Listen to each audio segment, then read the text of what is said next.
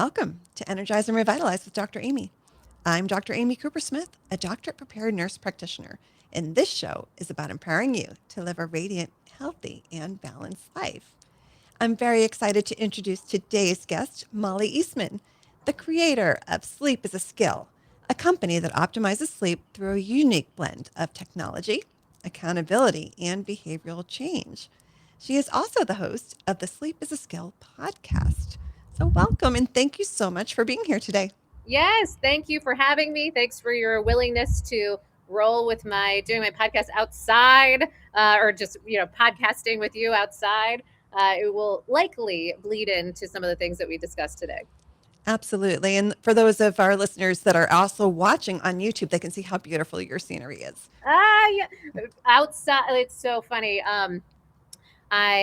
So the journey for me around going through my own period of insomnia was years back, well over a decade ago, living in Manhattan, the exact opposite of this sort of kind of lifestyle that I now lead. So it is a real journey, and I absolutely know what it's like to struggle with sleep, and also what's available as we dive into building the skill set. I'm really convinced that sleep is a skill. And so there's no real morality in wherever we may or may not be with it. There's just an opportunity to up level, no matter if people are struggling with it or just looking to optimize and take things to the next level. There's lots that we can do. Yeah, we've had several guests on the show, and we always mention the importance of sleep. And we also talk about how very prevalent sleep disturbances are. Yeah. So, first of all, why is sleep so important? Yeah.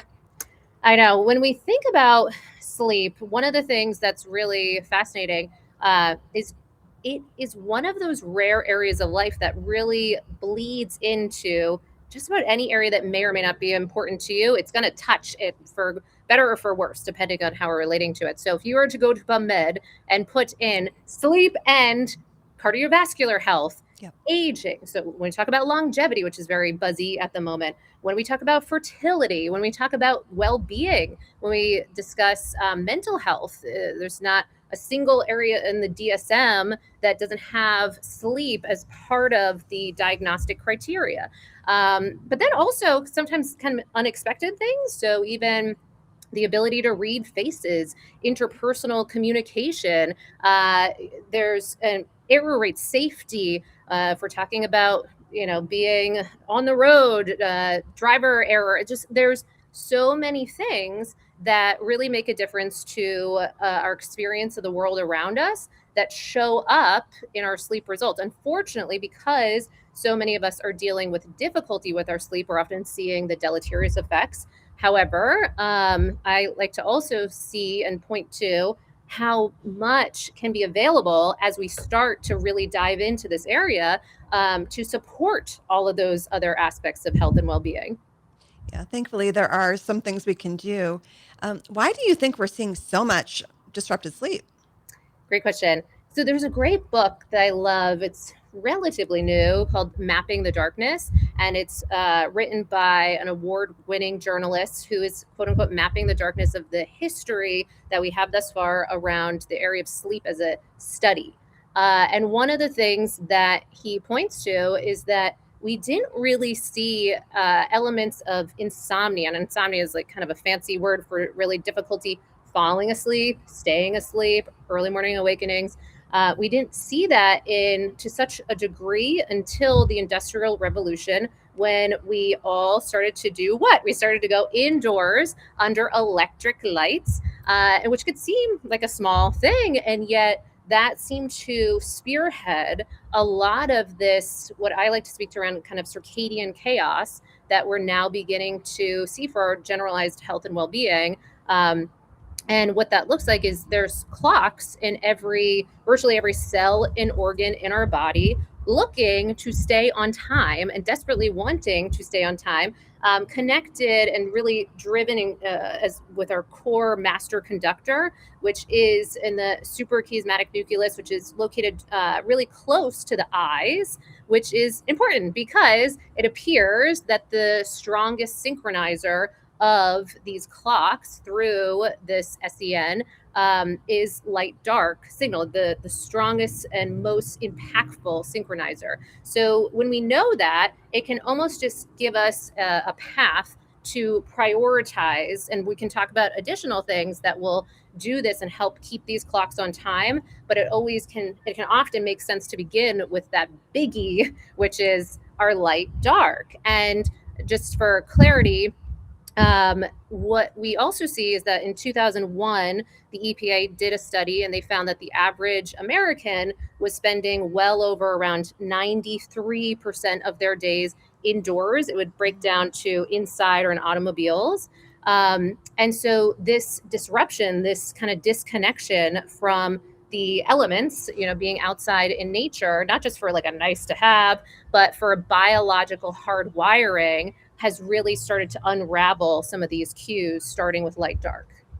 Wow. So when we're indoors and we're exposed to false light, so Yeah, that's not doing the same thing biologically as the sunlight will. exactly. I just had someone over here just yesterday, and I was demonstrating. There's a great app that I love for a lot of people to get, just to maybe this is what I do for fun, the fun of it, to investigate. There's one called My Circadian app, no affiliation, but what it can do, and this is what I was demonstrating, is just inside, I got these windows like right here, and you can take this app and you can measure the lux with this app, and many of these apps will do this. And so lux, when we hear about, say, seasonal affective disorder, we might know about these light boxes you can get that have around 10,000 lux, and it could really help seemingly with our circadian health, our mood, other aspects. Now, when we go outside, the lux output that we are exposed to, especially, say if you're near the equator, near summer months, it can get well over 100,000 lux. Now, in the average indoor environment, commonly we're seeing sub around 500 lux often. So that is a huge discrepancy of the signals for the body. And that doesn't even get into the quality of that light. You could spend an entire podcast just breaking down the physics of light and the different types of light that you're exposed to. So sunrise light looks very different in the makeup and the wavelengths of this light than UVA light, then UVB light, and then we go back to UVA as we go into kind of sunset, and then true sunset, and then darkness. But even on the strongest moonlit night, we're still, estimates are that we're being exposed to light that's around 100 times too bright on average. This is out of a scientific consensus that was released just a few years back with around 150 circadian scientists pointing to this imbalance. So what we're seeing is far too dim days and far too bright evenings. So we got to turn that upside down. And a lot of it's really pretty simple as far as getting ourselves outside more often, and then changing that light environment in the night to mimic what's happening outside. Oh, that's fascinating. I didn't even think about the effect of light and seasons on my own mental health. As a kid, I grew up in New England, where it does get dark and gray in Yeah, the winter. And it wasn't until I moved as an adult to Texas, where it's I bright and watched sunny this all the also. time. Oh my Oh God. my Where in gosh. New England were you, by the way? What's that? Where in New England were you? So I grew up in Haverhill, Massachusetts, which Okay. is I on grew the up in border. Maine. Okay. Where are you from? I grew up in Maine. So Oh my England, goodness. Maine. Yeah. Yeah. So and now Yeah. in Texas. I can't believe we've made that journey. How great. Oh my goodness. Well, I'm not in Texas anymore, but I am in Okay. Florida. Okay. So still that kind of Still in the lower, sun. southern latitudes. Yeah. Great. Okay. Yeah. And so I noticed a big difference in my mood, Yeah. and I didn't know that I was unhappy before, but I Yeah. just said, oh, I'm happier now. Yes, 100%. There's been analogies from different people in the kind of quantum biology space and circadian biology space that have spoken to, just a common sense knowing that if you were to take a plant and put a tarp over it and wonder how well it's going to thrive, we're like, well, of course, it's not going to do well. The thinking that we're so far off from that, and of course, there are differences, obviously, but we can also see just that common sense element that imagine putting us in a dark room 24/7 and what that would do to our overall sense of health and well-being. I would argue that we're not too far off from that, unfortunately, in our day-to-day life with how we're conducting ourselves, and we don't even know it. And I mean, when I went through my period of insomnia well over a decade ago, again, I lived in Manhattan. I had no idea when the sun would rise, when the sun would set. I was just not connected to those things because you're living in the city that never sleeps. You have who needs to worry about that? That's not a problem. And yet, turns out that it can catch up with us if we are, especially when we're stacking all of these things. So, just as a little forecast, there's this light dark being so impactful, and these are known as Zeitgebers, fancy German term. My German is not so great, but German term for time giver. And these Zeitgebers, now, if we have light dark, then there's others that are also impacting these clocks. So we can also look at things like temperature timing is a big one. That's another aspect that you get naturally when you're outside a bit more because it's dynamic temperature, ambient temperature versus static. When many of us, it's like 72 degrees all day long, all night long, and that's just how it is. So temperature timing, another Zeitgeber or time giver is your meal timing and meal type. So many of us are eating all throughout the course of the day and into the night. And even if you think about historically, it would have been very challenging for us to be exposed or even have options to eat once the sun has set because you didn't have pantries, the ability to go hunting in pitch black. And so that was this natural kind of period of eating and fasting that would occur. And yet many of us have kind of flipped it upside down. We're skipping breakfast, we're skipping lunch, and we're pushing everything way late. And we see with wearable tech, especially, and other types of tech, but certainly for the society at large, we're starting to see how much that impacts certain biomarkers when we eat late and sleep and have the body having to tend to digestion.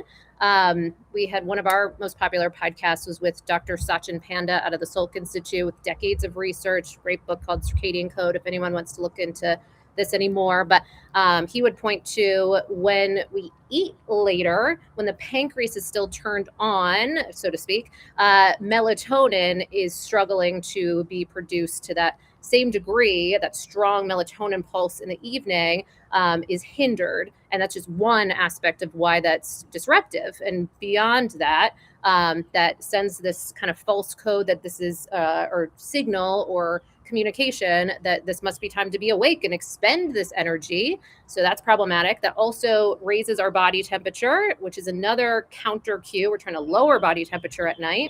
Then you see with this wearable tech, your heart rate going up, your heart rate variability often going down, respiratory rate often going up when we are having to digest in while we're sleeping. And then just real quick to share where else can impact. Exercise timing and type can be a big one as well. So we want to get that timing and type aligned. Another one is chronopharmacology, the timing of our drugs. And that can be as just basic as coffee, alcohol, THC, but it can expand to supplements, prescription drugs, otherwise.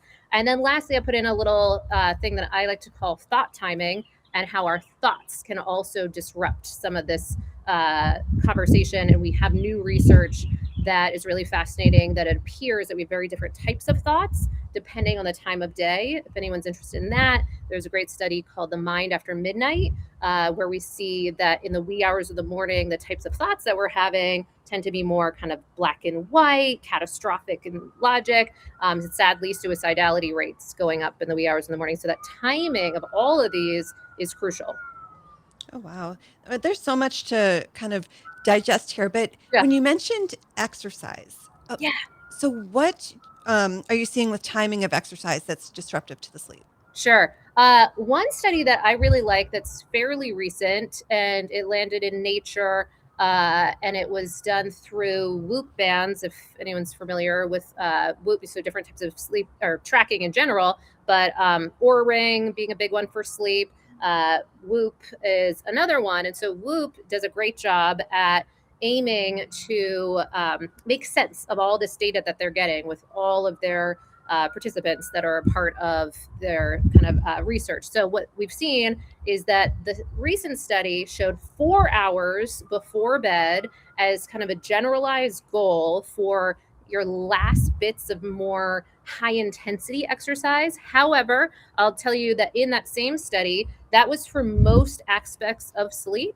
However, there were some, if you really want to be more kind of conservative, 6 hours before bed was even better catch all to really encapsulate all aspects of improving and seeing solid results with your sleep. So, what I would put it in is bare minimum, sort of 4 hours if you're really going for the gold, 6 hours before bed for that high intensity. But that doesn't mean I do not want to dissuade anyone in any way, shape, or form to think that then a gentle walk, some stretching, little yoga, all of those things in the evening hours can often have a more of a parasympathetic, response. So there is that nuance, but certainly it behooves us to kind of schedule a circadian crafted day, is what we call it with our clients, and just taking the time to craft your day from a circadian lens. Oh, fascinating. I am going to have you hold that thought. We're Okay. going to pause for a break from our sponsor. You're listening to Energize and Revitalize with Dr. Amy. Don't go anywhere. We'll be right back. Welcome back to Energize and Revitalize with Dr. Amy. I'm Dr. Amy Coopersmith, and my guest today is Mollie Eastman. Before the break, we were talking about sleep, why it's important, and what's going on that's causing some disruption to our sleep. So, right before the break, you mentioned having a circadian crafted day. What does that look like? Yeah, so this can have a lot of bioindividuality, but also general guidelines. So, what we kind of with our clients, what we do is sit with them and go over one, where they are in the globe impacts some of this because you were talking about New England, Right. maybe in February is going to look a lot different than Florida in February, right? So, and of course, some of the things that they have to be conscious of, I can share. I have a niche in high stakes poker, so I work with a ton of high stakes poker players in particular. So they got a whole other Oh, yeah. set of considerations, basically like rotating shift workers. So depending on the person we're working with, we can sculpt this. But for everyone in general, what we're looking to create as much as possible is, can we have your lifestyle such that we have two key anchors that we start with. And the two key anchors are your consistent wake up time 7 days a week, plus or minus about 30 minutes. And I hone in on the wake up time intentionally because we don't always have as much of a say about our bedtime when we fall asleep. And anytime you try to put pressure on people for sleep, especially if they're dealing with insomnia, that can be kind of problematic. However, you always have a say over when you wake up. So we can craft that, and sleep regularity, we're finding year after year with more and more research of just how important that is. And in many cases, if you're up against sleep duration choices over sleep regularity, we're finding that it appears to be particularly crucial to protect that regularity. So consistent wake up time, you get that swing of plus or minus 30 minutes. Then we're pairing that with bright light exposure. And this is known as sunlight anchoring. So sunlight anchoring so that ideally we're waking up and kind of falling out of bed outside, proverbially. And so you're going outside, no sunglasses, hats, all the things. We want to get that light into our eyes and on our skin. And now, of course, we don't want to bring kind of morality or ethics into this. So if some people, they're like, well, I guess it sounds like I should be in that 5 a.m. club or whatever. No, we're looking for workability and something that you can have as a lifestyle, because you can learn all these things, but unless we're enacting all of these routinely, it's not going to make much of a difference. So find that catch-all time, stack the sunlight exposure. What else? Within how many minutes of waking up do we need to get outside? That is so good. Okay, so ideally, we want to get that bright light exposure. Our ideal would be within the first 30 minutes to max an hour upon awakening, but ideally, it's very much tethered to waking up and exposure. Why? Because this has a direct effect on when you get sleepy in the evening. So the first bright shot of light is going to, you can almost imagine this imaginary countdown clock, anywhere from around 16 to 18 hours later when you're starting to have all of that sleepiness experience in the evening. So they're tethered. And you could also do the opposite. If you are going to be traveling or something and you don't want to get sleepy till later, you can delay bright light exposure and know that there's likely to be an effect. So much so that if anyone is traveling, there's a great app called Time Shifter, and it aims to help you time shift like a verb. It's got a lot of great minds behind it, some big thinkers in circadian health, and that's part of it, is that bright light exposure, as well as other aspects. So the other things that we can bring in the morning is we're looking at what else tells the body that it's time to wake up, wake promoting activities. So one, warming up the body. We talked about temperature timing. So if you're going to be inside, even just turning up your temperature, if you are able to do that, if you have that ability. So turning up your ambient temperature, and hopefully we're sleeping nice and cool too beforehand. So out of the National Sleep Foundation, the recommendation is between 60 to 67 degrees Fahrenheit. I know, which is quite cool. I know not all of us have, opportunity to get that as cool, but if available, we often find that changes some of the richness of your sleep. So we're looking for it to be cool. And then when you wake up, can you heat up essentially? So warm up your ambient temperature. You're going outside. Then another wake promoter is movement. So light movement. The people that have, dogs and do a quick walk around the block or whatever often do great here. So get some light movement, get that light. Then another wake promoting activity is meal timing. And we talked about the inverse at night. We're looking to kind of give ourselves ample window between our last bite of food and sleep. Well, in the morning, we're looking to kind of promote utilizing meal timing to help tell the body we're awake and it's time to use that energy. Now, this is where metabolism and sleep are so interconnected, so much so that Oura Ring and Dexcom just partnered to the tune of around 75 million to demonstrate just how much metabolism and sleep are, partners in crime and bi-directional relationship.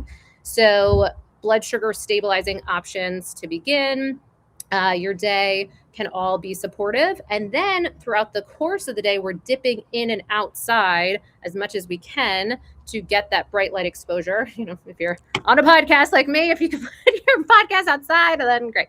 But you're giving me ideas here. So. Okay, great. Yes, amazing.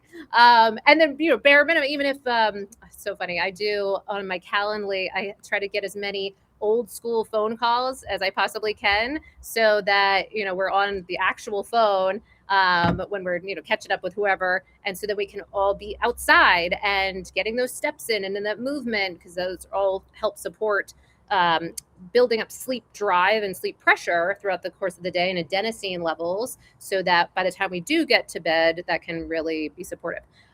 Also, you can leverage stimulants if people are utilizing those, and that's even in that Time Shifter app I was mentioning, that you can strategically use things in a certain amount of, say, caffeine or what have you for your first half of the day.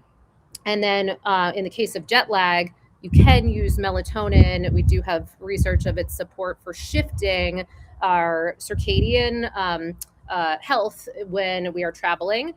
But that's a little controversial. Do we want to be doing that day in, day out?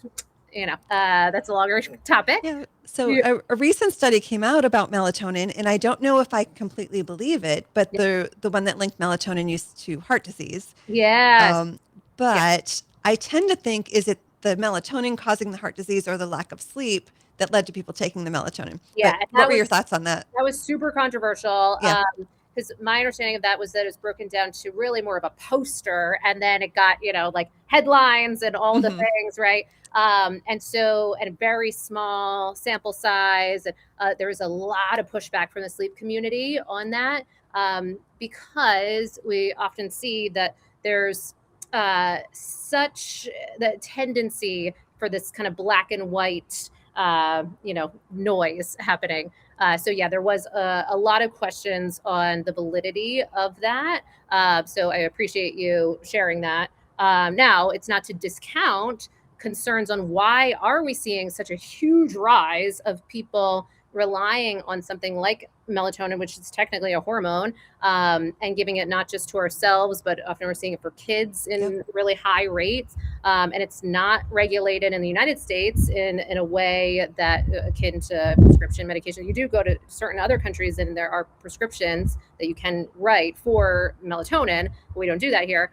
So the questions become, when you are taking what you're taking, what is the quality of that? We're often seeing when it is tested really huge amounts or very small amounts. You're not always reliably getting what's on that bottle. So there's a lot of concerns with relying on that. And also I would argue that it's often not the best or most effective option when it comes to what a lot of people are dealing with their sleep. Now, in terms of jet lag, we do have enough research that could be supportive. There are certain groups. There's arguments for groups like kids with autism. There's arguments for people as we're getting past around 60, 65. Could there be kind of a dwindling of some of our melatonin production? Lots of conversations, but I would say that so many of us are missing the memo on these things that we're discussing from this kind of circadian crafted component that you can, and I see this measurably because we can test people cortisol in the morning, melatonin at night from the beginning of when we first start looking at these things, just our basic way of managing our health. And then on the flip side, after we do all these interventions over an extended period of time, that naturally that melatonin production goes markedly up of self-created melatonin. So what I would say then, to sum that all up with the circadian crafted day, we're also looking to create as much regularity. So the body and these clocks are looking for predictability. And from a nervous system perspective, this can even act as kind of a safety signal that, okay, we wake up around this time, we get sunlight around the same time, we eat at around the same time, we move our bodies at around the same time. We're not trying to be robots, but just a general kind of Pareto's principle where there's predictability, because then hormones can be secreted at the time they need to be secreted.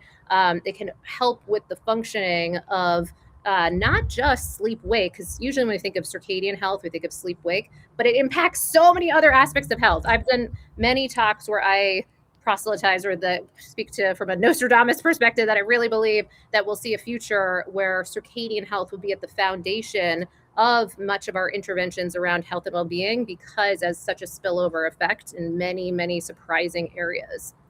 Yeah, and that makes sense.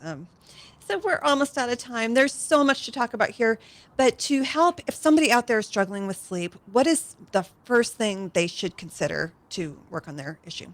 Yeah, absolutely. And also, since I realized I didn't quite tie up that open loop on the circadian crafted day, we can keep going, but we're kind of doing the flip side from that daylight piece, bright light by day, and wake promoting activities of all those Zeitgebers that we spoke to. And in the evening, when the sun is setting, we do the exact opposite. We're doing all of the opposite. Instead of that wake promoting, we're doing more parasympathetic activities. We're lowering temperature in our space. We're bringing in a bit more gentle fasting, gentle activities of the body, thought timing, the things that we're engaging in. So just knowing that there's a real yin to the yang, a real kind of balance and Tao that is enacting when we're really mindful of this area.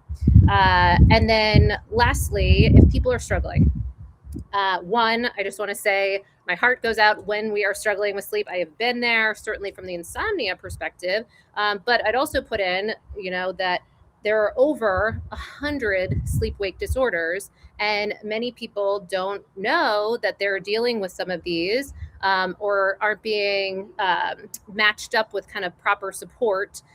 We really don't have a huge number of sleep professionals in the United States.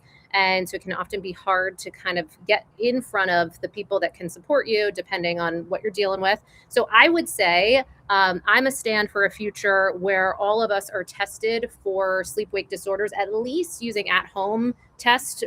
This only tests for a portion of those, but at least some of the predominant ones like respiratory-based sleep disorders. So sleep apnea, it can give us signs of things like upper airway resistance syndrome. And there are new tests that are even at home can give us more clues if we might be dealing with things like periodic limb movement disorder, restless leg, or other things that would behoove us to go in lab. Now you can get tested for these often around $200 US dollars, or even covered by insurance. So often starting there, I cannot tell you the number of people that we've tested where they're like, oh, I'm fine. They come back with mild, moderate, severe sleep apnea or Very signs, common. right? Yeah. Very, very common. And we're also seeing that this changes. This is why we'd want to see it. Even if you tested, a bunch of years ago, I would often love to see people tested again, particularly women. We're seeing that as we navigate perimenopause, menopause, beyond that, what is coming up is this huge uptick in some of these respiratory based sleep disorders as we shift our hormones, as we kind of the musculature, our body shifts. There's all kinds of changes. So then we might have a sleep disorder where there were no sleep disorders before. So that's important too. And then if we're dealing with something like insomnia, difficulty falling asleep, staying asleep, we're going to address that very differently than the group that maybe just hadn't been prioritizing their sleep because they're busy, they got multiple things that they're juggling, or the in vogue revenge bedtime procrastination, which was a term that kind of came up during COVID, but actually does have research behind it of just like, why are we all doing this and taking away from our own sleep opportunity?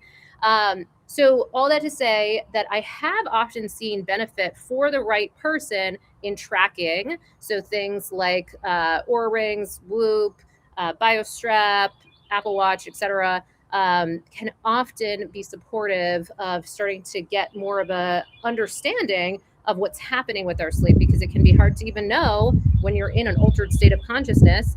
These trackers, while they're not infallible and they're consumer grade, the breadth of the data can give us clues. Yeah, I started wearing my Fitbit recently, Sure. and I was fascinated with, we didn't get to talk about hormones, but just Yes. adding estrogen to my life affected my sleep in a positive way. But Great. we'll have to do another show just about that. I love that. 100%. I know that's a whole can of worms, right? Yes. But often a really positive way, Oh depending my if we get gosh. our right support and can tweak those to make sense for us. We can see that show up for sleep. Absolutely.